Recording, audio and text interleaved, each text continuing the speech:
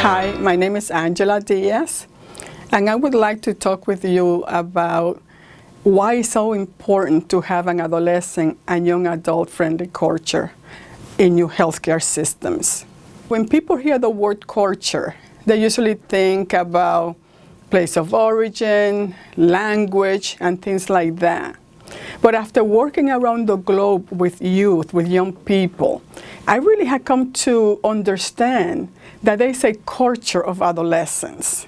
And the lives that they live today are very complex, and there is tremendous stress in many of their lives. So we really need to understand and appreciate that when we work with them. And we need to help them feel comfortable.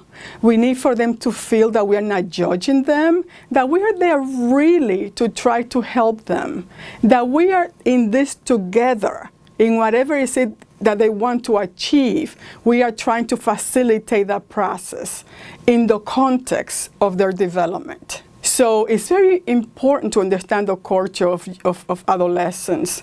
The research also shows that when you provide services in a way that is team-friendly, that increases the use by young people of your services. They come, much more likely to come when you provide team-friendly services. The Mount Sinai Adolescent Health Center is a learning organization. We are never static. We are around for 50 years and we are always evolving, always changing based on the needs of young people or what they tell us or what is happening in the environment that affects them. For example, when we began, we were not working with transgender. We had kids who were gay, lesbian, bisexual, questioning youth. But now that there are many young people that have come out saying, that because they are transgender, so now we have a program about transgender youth. So we have to learn how to work with them. We have to learn about their needs. We have to learn how to work with the parents. And then now we are really have tremendous expertise in that area. The young people make our program. We are about them. But the other very important piece is the staff. So we can teach them the content on how to work with the young people, but they really have to be passionate. They have to understand that population, that we are there to serve them. That is really, really key. The other thing that I think is important for young people is to see themselves reflected in the staff. So we try to really have a very diverse staff, not just in terms of race, ethnicity, language, but also we have staff who are gay, who are lesbian, who are transgender. We have staff with disabilities. We have staff that really almost any young person coming to us can see themselves in that person. And the reason that I think is so important is because a young person can look at themselves in that staff and see possibilities for them. It's not just about the connection and getting the services, but they see, I can be a social worker, I can be a doctor, I can be a health educator because a person that looks just like them is. And sometimes they had not had those life experiences before. At the Mount Sinai Adolescent Health Center, we have like 17 different disciplines.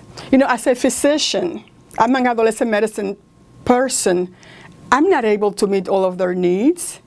We need all these people with different expertise to work together as a team. And it's not enough just to have multiple disciplines.